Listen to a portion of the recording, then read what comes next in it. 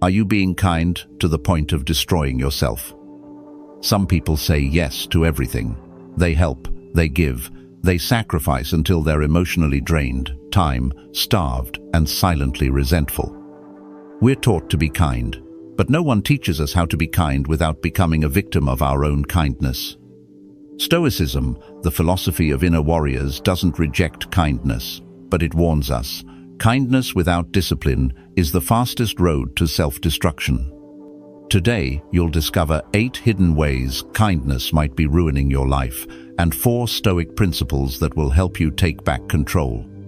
Let's dive in. 8 hidden ways kindness might be ruining your life. 1. You expect too much from others. You give without asking.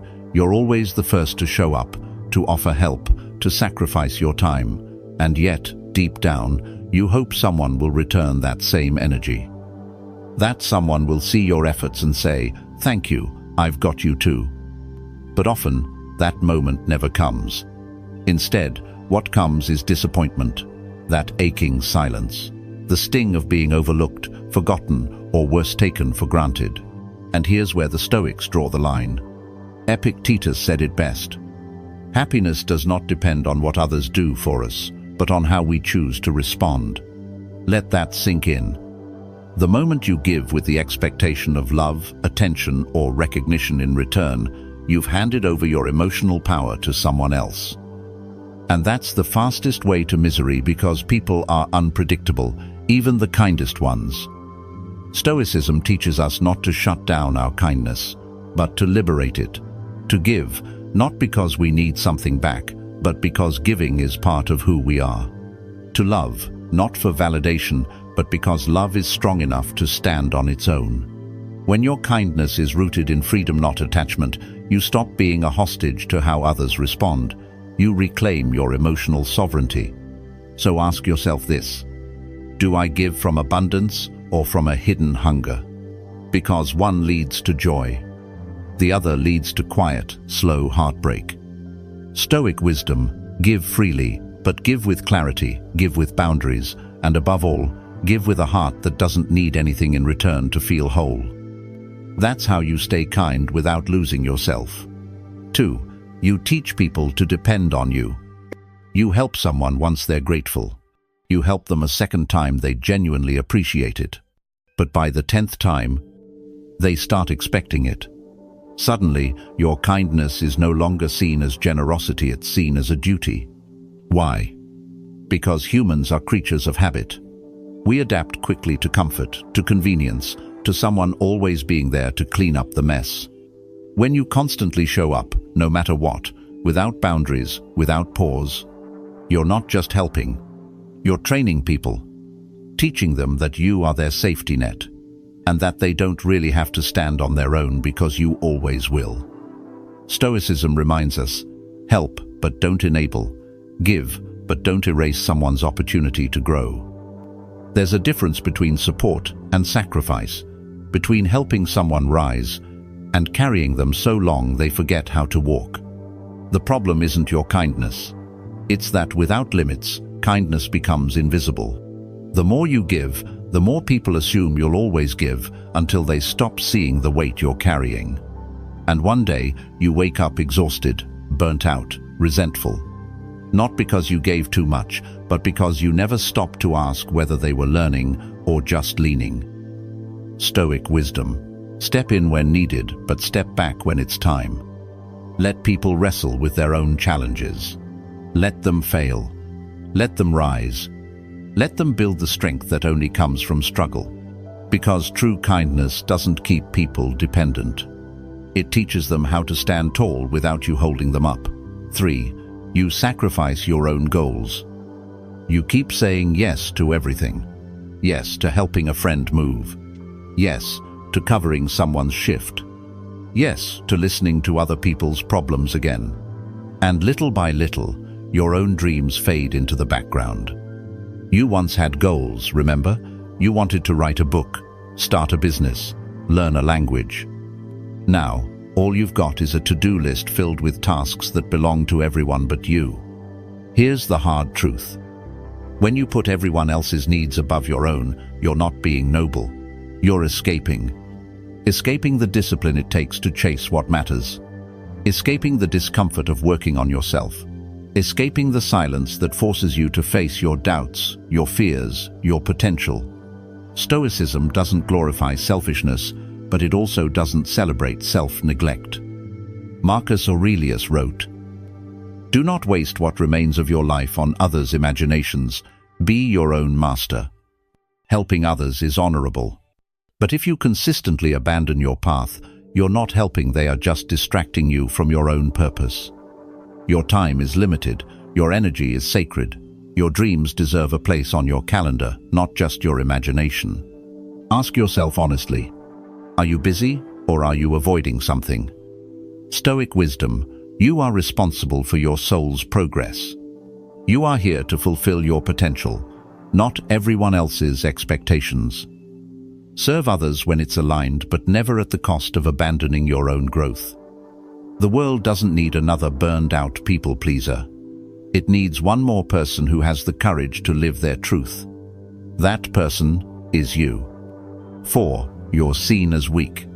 Let's be honest, people don't always respect kindness. Sometimes they mistake it for weakness.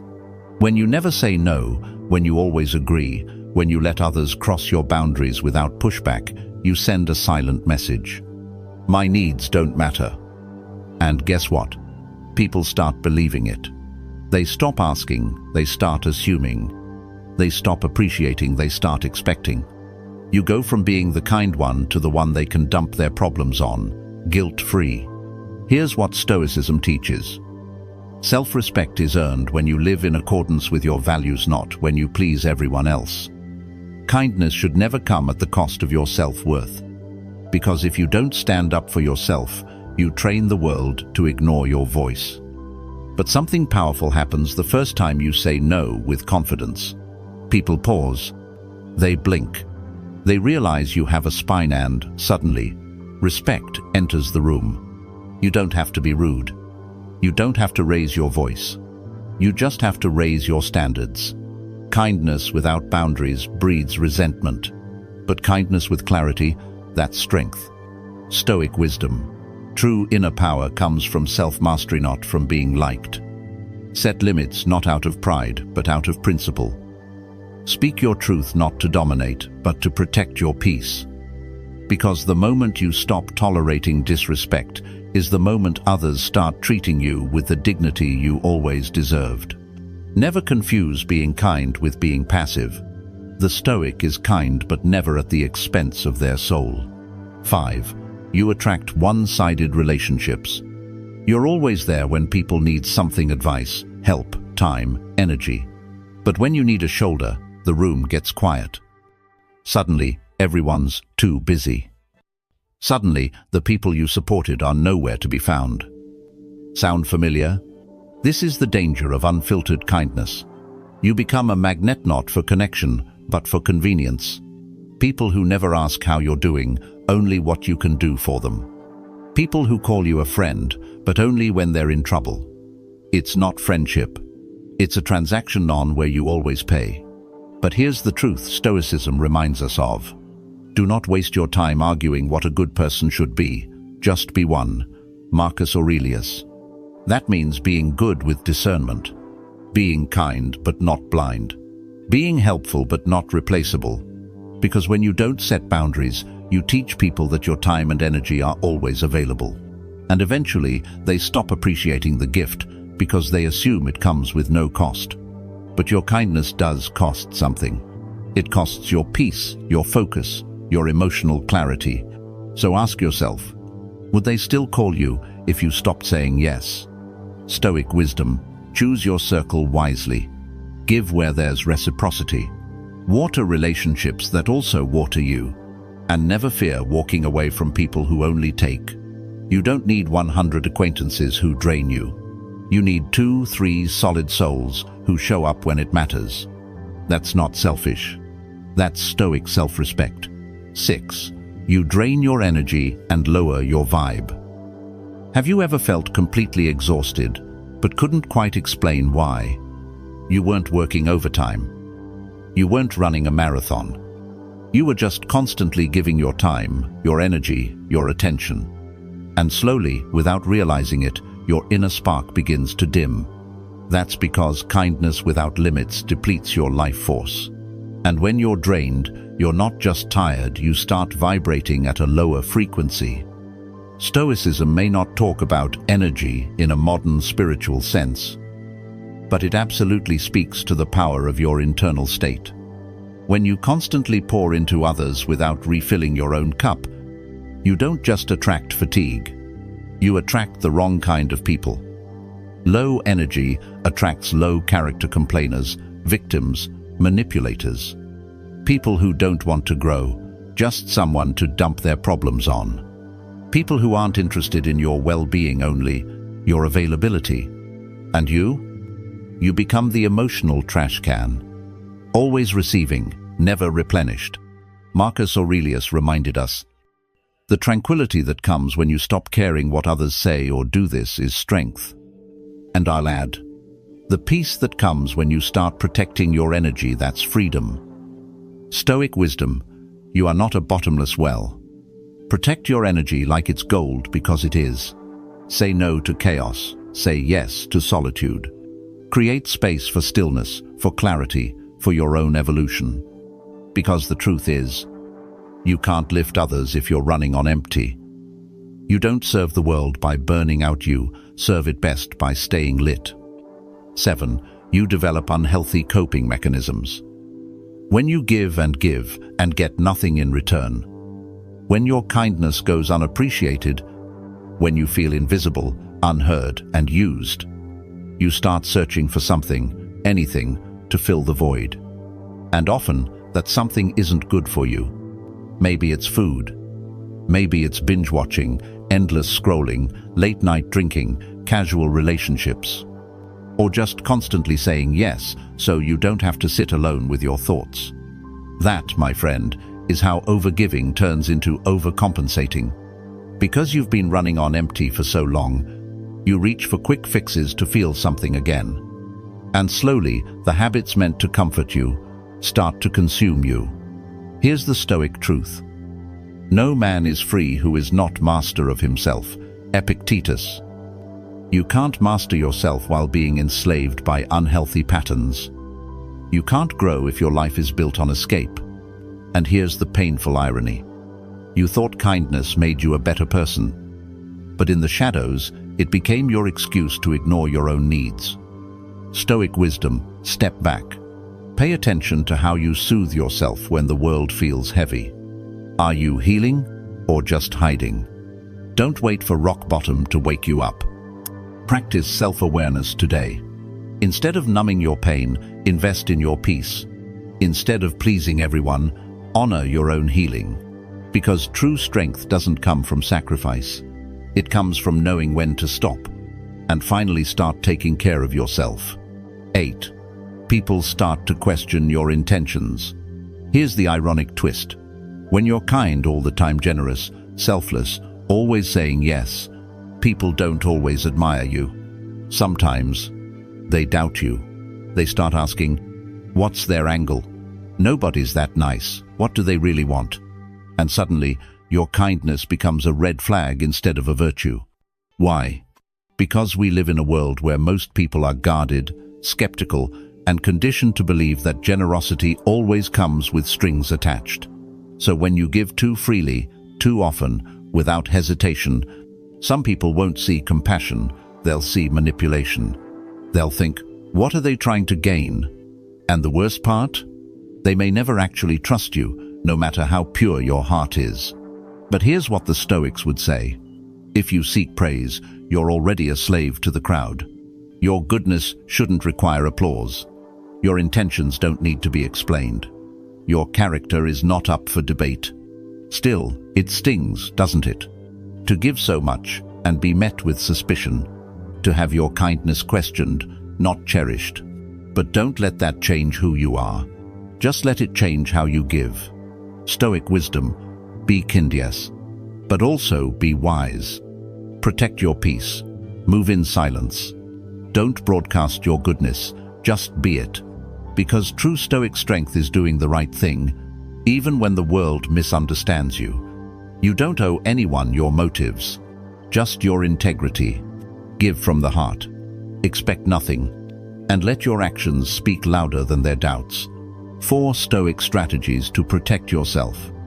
1. Listen to your emotions. They're telling you something. You help someone, and afterward you feel drained, frustrated, maybe even quietly resentful. That feeling, it's not selfish, it's a signal. It's your inner compass saying, something isn't right. Too often, we silence these emotions. We tell ourselves we shouldn't feel that way. That being tired or hurt after helping someone means we're weak or ungrateful. But the Stoics taught the opposite. Understand your emotions not to drown in them, but to direct them wisely. Emotions aren't the enemy, they're messengers. They don't demand obedience, they demand awareness. If your kindness leaves you empty, your body and soul are speaking, whispering a truth we often ignore. You matter too. So don't rush to fix others while abandoning yourself. Don't dismiss the inner fatigue as a flaw in your character. It's not. It's a reminder, a Stoic checkpoint. It's time to pause, recenter, recharge. Stoic wisdom. You are not a machine. Your energy is finite, and wisdom is knowing when to serve others, and when to lovingly say, not today, I need to serve myself first. 2. Learn to say no calmly and clearly. You don't need to raise your voice. You don't need to justify or explain your entire life story.